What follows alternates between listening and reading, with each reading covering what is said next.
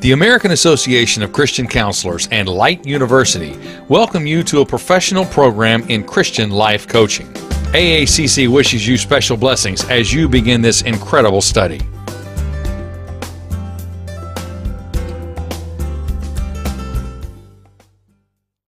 Thanks for joining me today. My name is Richard Ely, and I have an opportunity to share some things about myself and also an opportunity to share with you some areas of resources and assessments that I think will be a benefit to you. Every one of us, whether we've been in counseling, consulting, or possibility now of coaching, have the opportunity to use assessments. And every great coach needs to have some good assessments and good resources in their toolkits. And I want to share in the next few moments three assessments that you'll be able to put into your toolkit and to begin the process of becoming a great coach. What does it take to be a great coach? And I don't think it matters whether you have been a coach or whether you're anticipating to become a coach. The greatest tool in your toolkit, and I want to encourage you in this area, is to have a coach of your own. And the reason I suggest that is because I think it's a biblical mandate that all of us in our walk of life are a Paul and also a Timothy. In that area of being a Paul, we're going to be a coach. And we're going to help people achieve great objectives in their lives. We're going to help them reach their goals. And we're going to share some of those things of those people who I've been coaching in the most recent days on how they've been able to achieve great and wonderful elements of their life. But also, we also need to be a Timothy. We need to have a coach. And so the first element of a tool in your toolkit, be sure that you are being coached, because in that process you're going to be drilled down by your coach to achieve great and wonderful things in your life. Out of those who are in this videotape, I'm probably the young kid on the block when it comes to coaching. I have been involved in church ministry, in the area of youth ministry, Christian education, music, senior pastor, interim pastor. I've helped in a different variety of lives when it comes to being involved in church work. And so I have an opportunity to be coaching people who are involved in church work. Also, I have been involved in doing with small businesses. I enjoy working in the secular marketplace. It gives me an opportunity to share truths that are from the biblical standpoint of what can be done to change their lives. And I want to encourage you that this is a possibility that you can achieve in becoming a great coach. As I said, biblically, we're all either a Paul or a Timothy.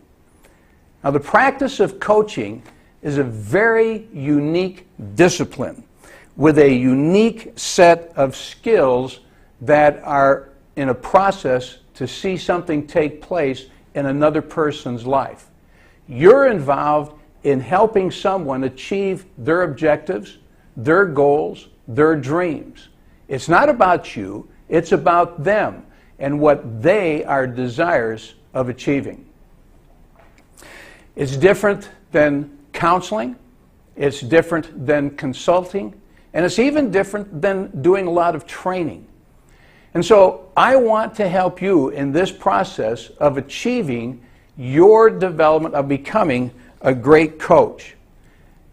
Now there's 6 areas that I want to help you achieve right away in developing your toolkit. 6 items that I believe are essential for your skills and to put into your tools.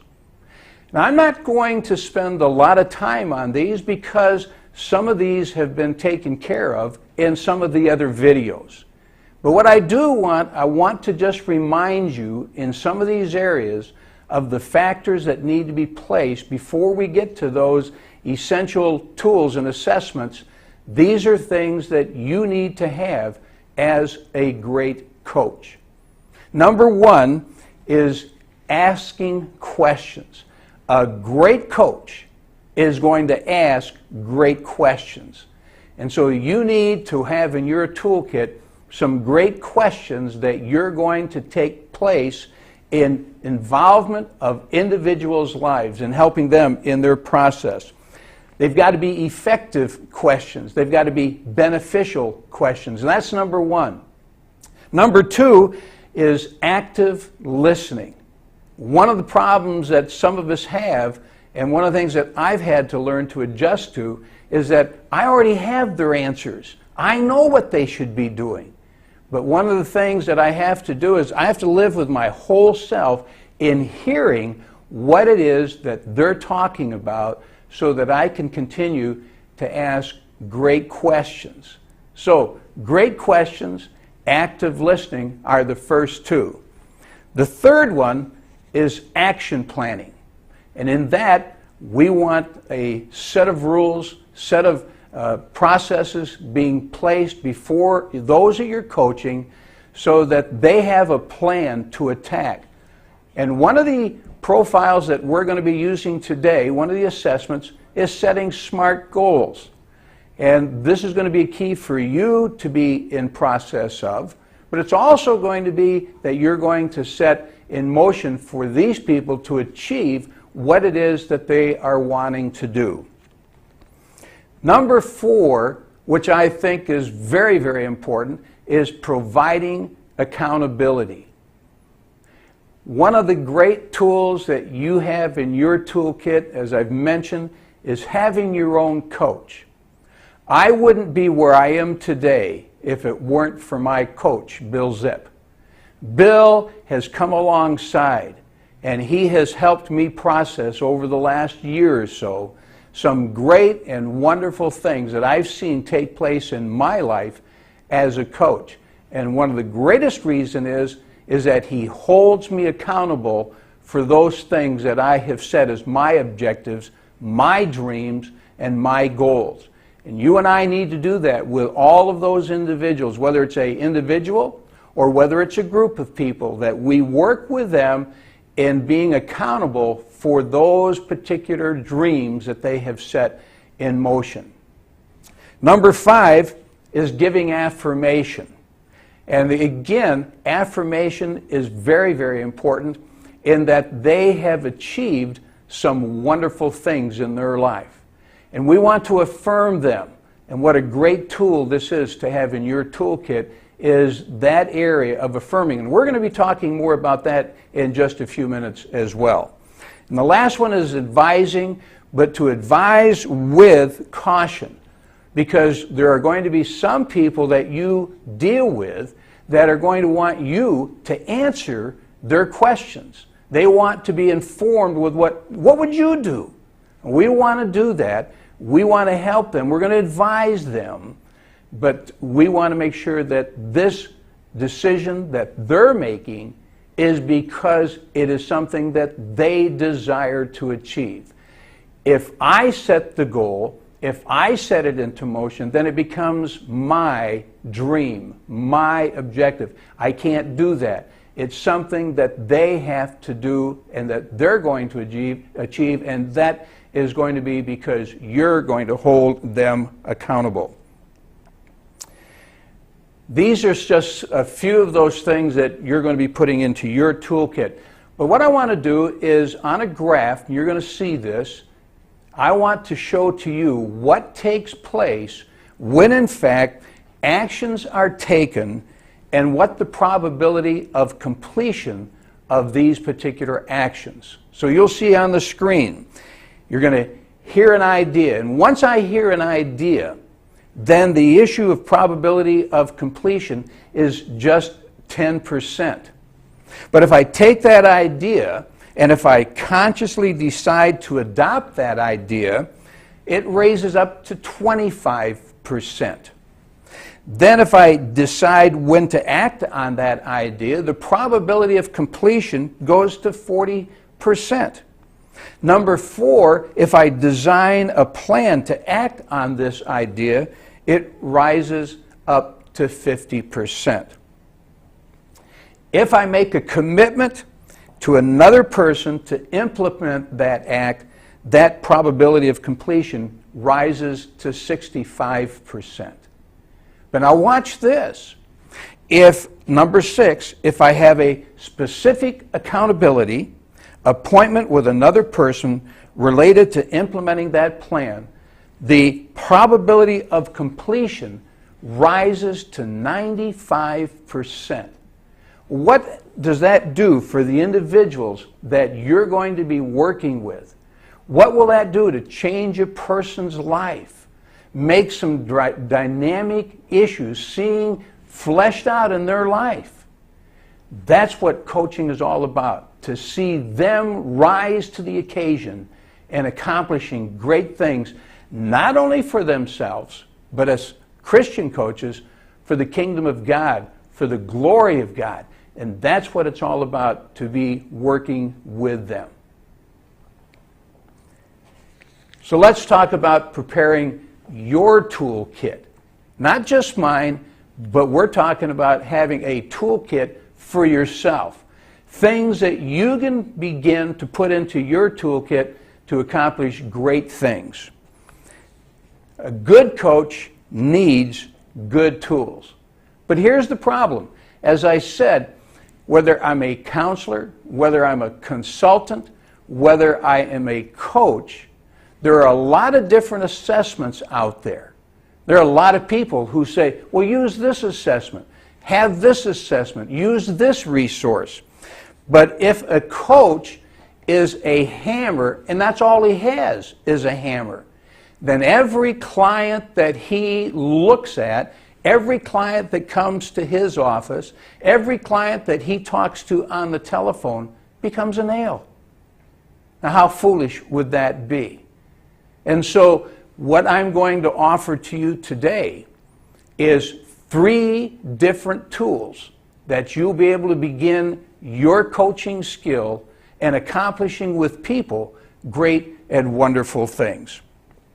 So I want to really encourage you that today you begin to fill your toolkit with good, high-quality exercises, assessments, and some special applications to all of that. And here's the reason why. Having a healthy toolkit helps people to grow healthy.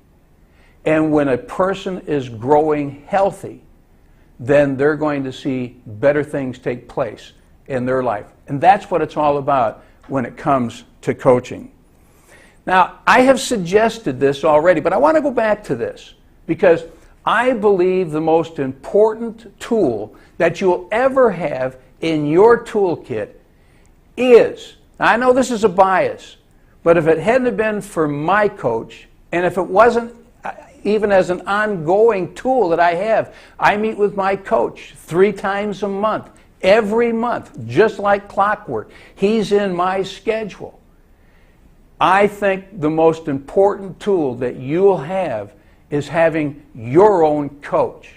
You need a coach. You need a good coach. You need a great coach because he or she will help you drill down on those areas that need to be done and accomplished in your life so that you become the great coach that I believe God wants you to become. So whether you're going to be working with a Fortune 500 company, whether you're going to be working with an individual, or possibly you're going to be involved in church ministry and coaching churches and coaching pastors and coaching church staffs, I want to encourage you to make sure that you have that one tool, and that is to have a good coach in your life. And then to begin to develop those tools that are going to be beneficial for you as a great coach. What you're going to appreciate about these tools, I think, is the flexibility that each one of these tools will give to you. As I've said, we're going to look at three. One, we're going to look at values. Two, we're going to look at affirmations. And number three, we're going to look at setting SMART goals. So, are you ready? So let's begin with values. Let's revisit our values. Now, in this process, I want to mention first that this has been a key area for myself, because values are core issues about who I am.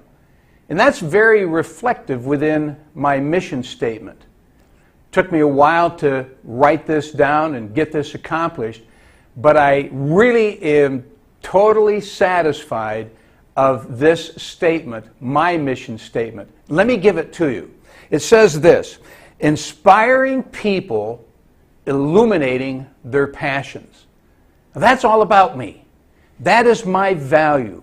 I am desirous of seeing people accomplish what it is that is their heartbeat, what it is that is in their soul. It's a burning desire. And I want to help people, and I want to encourage you to become a great coach. You need to see that take place in people's lives. So, values revisited. Let me make this statement. Values give individuals a cause to live for instead of just a job to do. You know, I think that there's a thing in all of our lives that the spirit, the human spirit inside, and I understand the connotation that God's Spirit comes in and works with us, but there may be some time that you work with somebody just out into the secular field, and there is that part of that human spirit that longs for something far greater than who they are and what they have been able to accomplish. And so what we want to do is have a cause to live for. Secondly, values give individuals principles to apply instead of just a policy to enforce. Now, what do I mean by that? Well, you've been to some locations where you walk in and somebody says, well, you know, we don't do that. That's not a part of our policy. That's the law. Well, on this, we want to have the area of the liberty taking place. So whatever it takes to please the customer, that's what we want to achieve when it comes to a value. And number three, values produce leaders with relational authority and not just positional authority. Now, position, you understand, is ranking and who's the boss. Well, we want to take it further, and that is relational. I want to share something with you about that. If you were to take Mahatma Gandhi, if you were to take Martin Luther King, if you were to take Nelson Mandela or Mother Teresa, now you would look at them and say their whole lives were different. There was something that is different in all of their societal type of a situation. And yet, there was one thing that went through each one of their lives. And that is, they were committed. They were committed and had a passion. And because they had this passion, there were people who followed them. They changed people's lives. And when it comes to values, we want that to take place. First, it has to take place in your life. It has to show forth that there are things that are processing differently in your life because you have a beliefism that other people can follow. I want to make this statement, and it goes like this. A value is an observable behavior. Now, in case you didn't get that, let me say it again. A value has and is an observable behavior. It's what people follow. Consider Jesus Christ. He had a behavior that people followed him. In fact, we have been talking about coaching in the other videos. You know, coaching goes all the way back to Genesis. And not left off there, it comes through all the way. You think of Moses, and his father-in-law was a coach, maybe a consultant, but certainly coached him. And Jesus, of course, one of the greatest coaches, if not the greatest coach that ever lived. And that was because there was a passion that they had. There was a value system that they lived for. Now, in the process of these values, we have for everybody to take a look at, and that is, we have a deck of cards.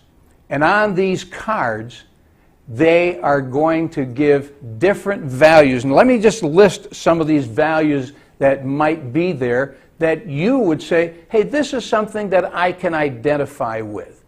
And as we process going through the values, we're going to hone in on just a few so that you can clarify what it is that you live for and the reason that you're living for that. So here are some words that would be values on these value cards that we have. Creativity is a value. Family is a value. Joy is a value.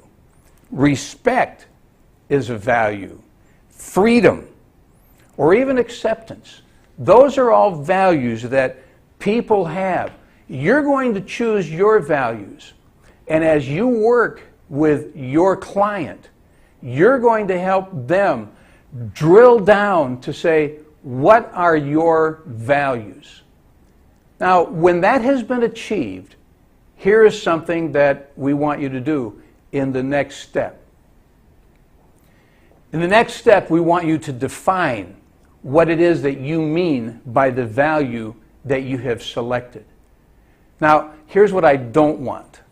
I don't want you to go to the dictionary and find out what Webster or whoever it might be. I don't want to know what their value is or what their definition of that value is. I want you to work it down. I want you to work it through. What is your definition of that particular value? It's important because this is your passion. This is the reason you live for. Now, once that's been done, once that's been achieved, then we go to the next step when it comes to values. Now, this one is very, very important.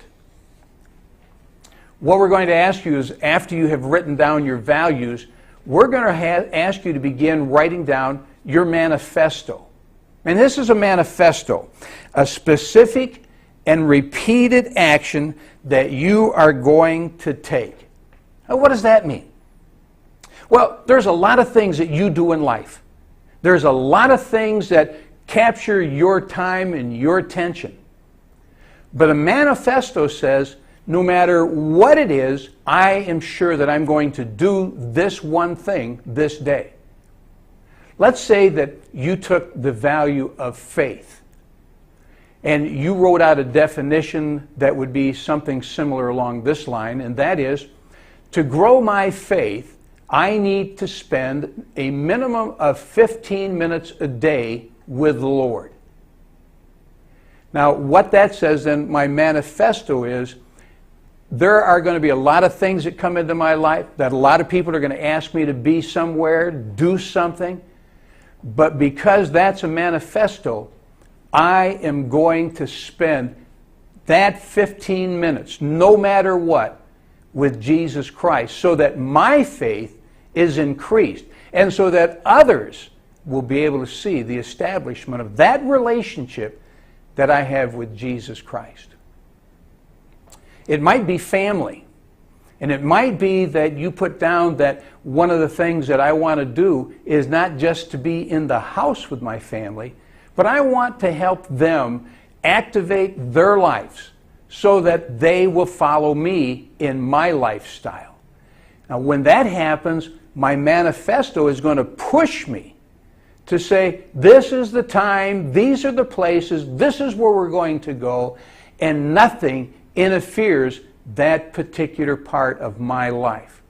That's a manifesto. We want to get from you choosing your values to writing a definition, to making the clarification of what your manifesto is going to look like. Well, that's one of the first tools that we're going to ask you to put into your toolkit. But let's go to the next one. And this is the power of positive praise, or better known maybe as affirmations. Now, I got a little quiz for you. And so I want you to follow along the quiz, and I want to see how well you do with it.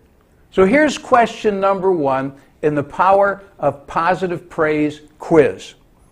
The U.S. Department of Labor recently reported that the number 1 reason people leave an organization is, and there's 4 answers: A, the pay is not good enough; B, someone else got a promotion and not them; C, they don't feel appreciated; or D, they want better benefits.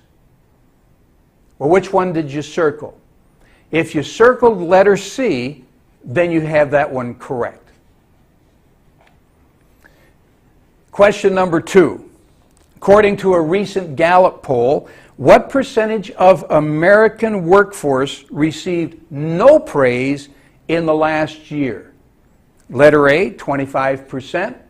Letter B, 45%. Letter C, 65%. Or letter D, 85%. Which one did you circle? Again, if you circled number C, or letter C, then you are correct on that one. Now, question number 3. According to the Gallup Corporation's research of 5 million employees worldwide, the frequency of praise and recognition in the workplace should be no less than A, 1 time a day; B, 1 time per week; C, 1 time per month; or D, 1 time per quarter. Which one did you circle? If you circled letter B, well, you got that one correct as well. Number 4. Researchers have determined for healthy relationships, the perfect ratio of positive comments to negative comments is A, 1-to-1, B, 3-to-1, C, 5-to-1, D, 10-to-1. Now again, if you circled the letter C, you're right.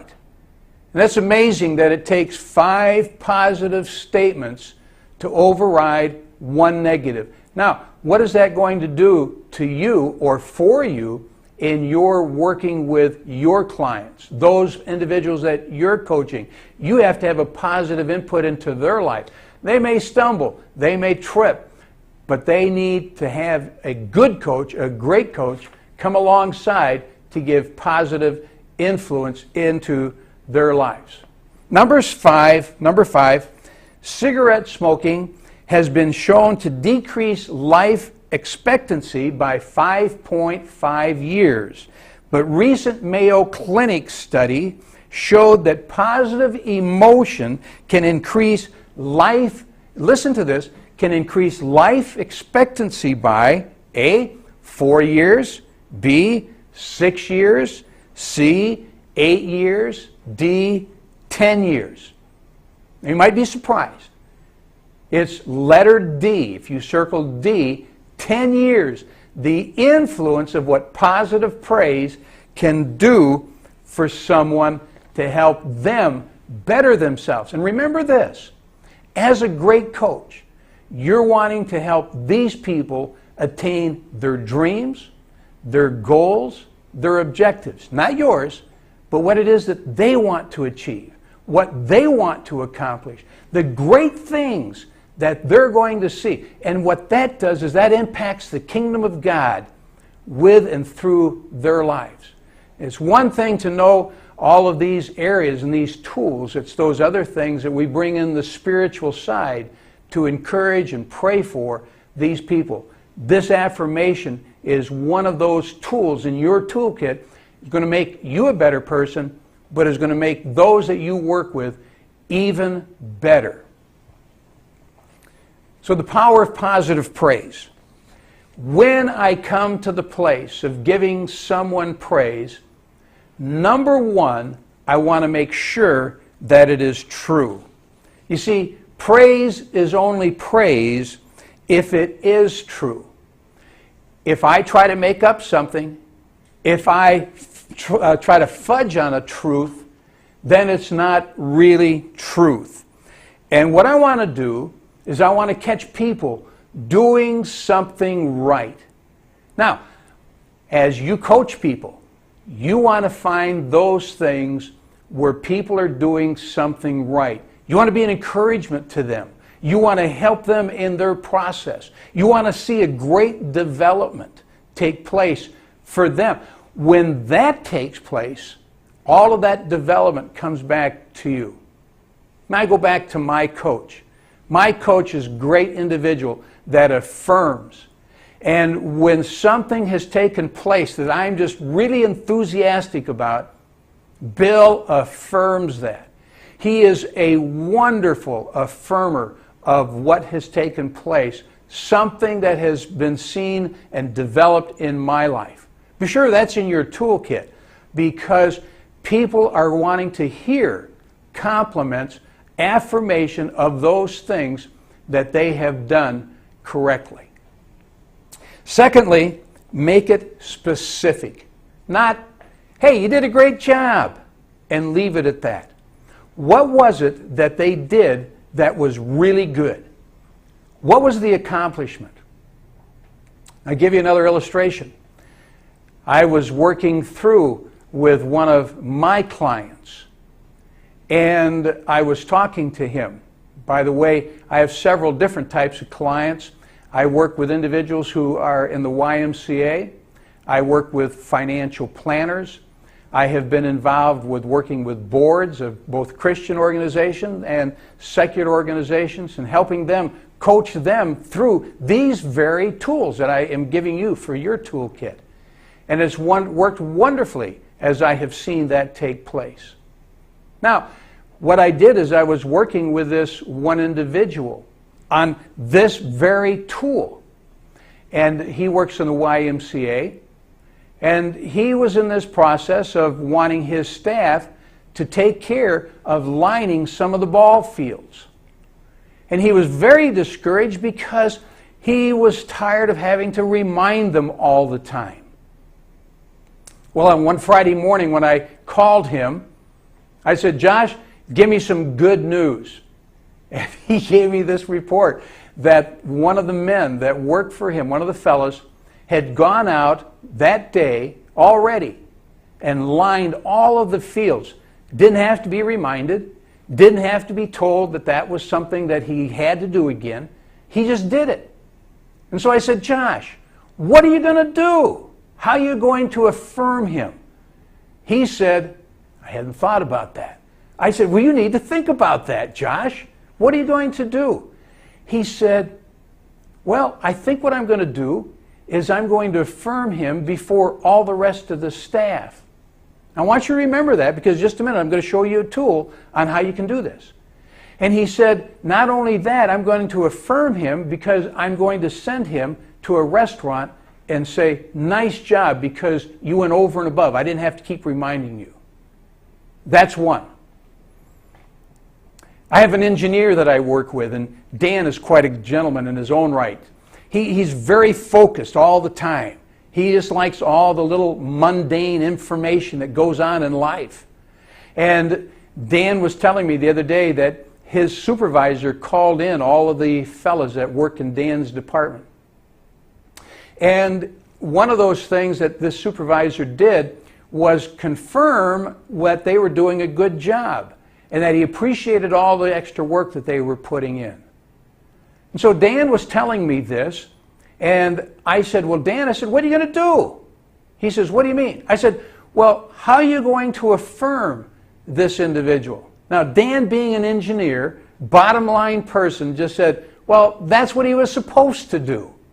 And I said, that's okay, Dan, but let's go back and look at your evaluation and the expectancies of what the people are saying need to be done for you this next year in your job. One was to become more people-oriented. And so with that, Dan then sent this individual an email saying how much he appreciated his coming in. Because you understand this, it wasn't about his supervisor. It's about Dan working on a project to get to the place of achieving those tasks, those goals, those objectives, those dreams to better himself. Not only make it true, but secondly, make it specific, and then make it personalized. So what do I mean by making it personalized? Well, what I want you to do is I want you to take an 8.5 by 11 page of paper. And in taking that paper, what I want you to do is I want you to fold it over once. So it's been folded like this. Now, once again, fold it over again. And then fold it sideways. Now, fold it down tight so that there are going to be creases in your page. When you open it up, there should be 8 blanks, 8 quadrants that you're going to write the words in. Now, those words are going to come up on the screen in just a minute. But this is what I want you to do when you begin to think of affirmations. In the upper left-hand quadrant, I want you to write the word spoken.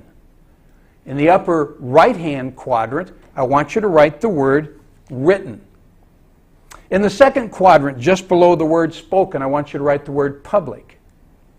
And just under the word written in that quadrant, I want you to write the word private.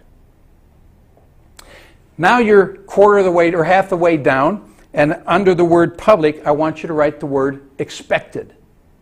And next to that, under the word private, I want you to write the word unexpected.